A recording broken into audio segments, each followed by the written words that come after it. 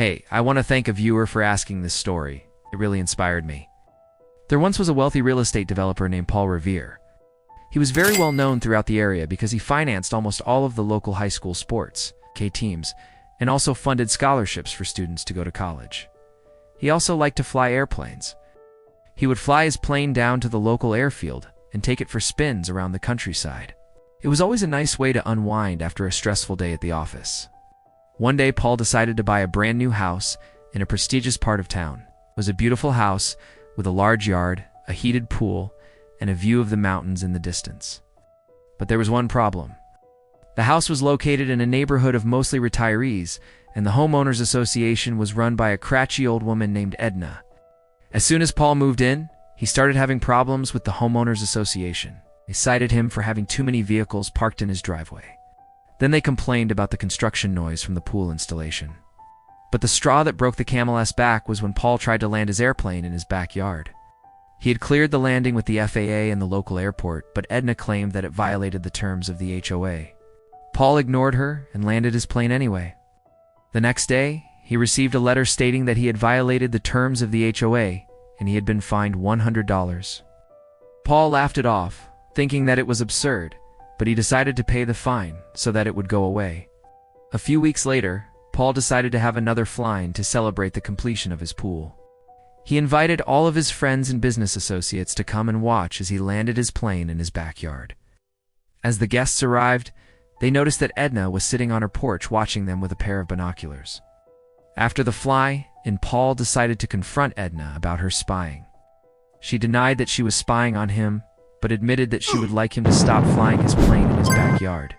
Paul refused and told her that he had cleared it with the FAA and the local airport.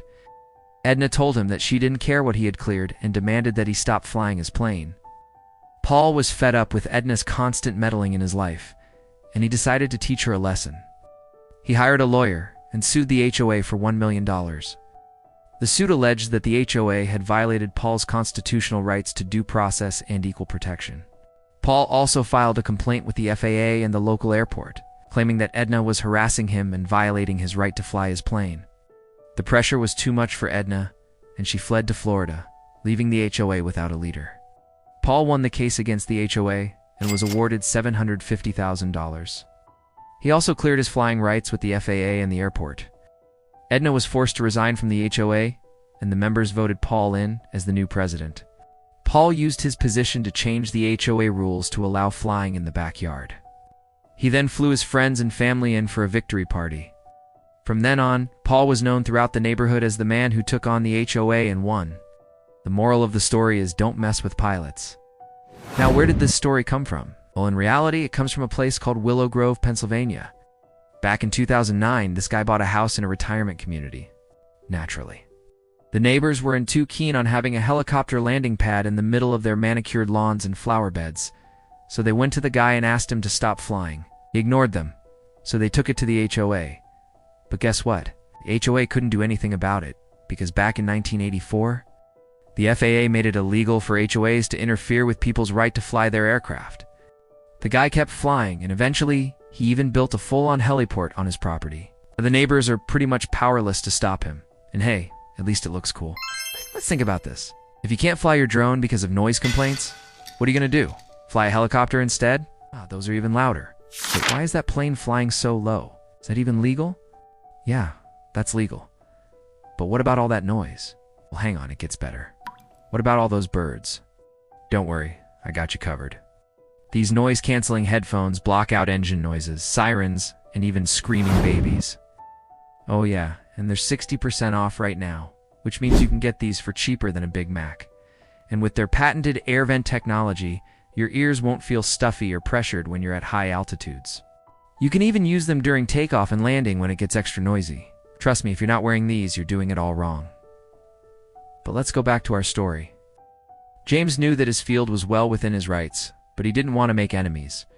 He sent a polite letter to the HOA explaining that his airport was operational and that he was happy to help anyone with a valid license and insurance learn how to fly. The letter was basically an olive branch, but the HOA didn't take it. Instead, they responded with a threatening letter of their own. They threatened to sue James if he didn't tear down the airport, but James just laughed it off. wasn't going to let some angry old people push him around.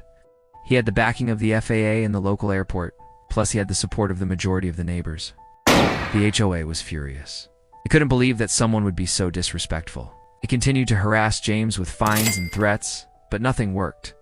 In fact, the more they harassed him, the more popular he became. People from all over the country started writing to James to thank him for standing up to the HOA.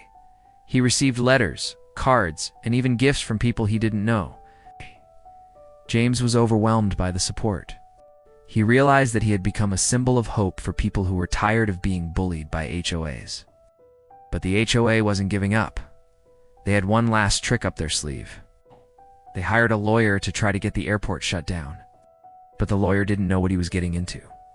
When he tried to talk to the FAA, he was told that the airport was legal and that they wouldn't help him.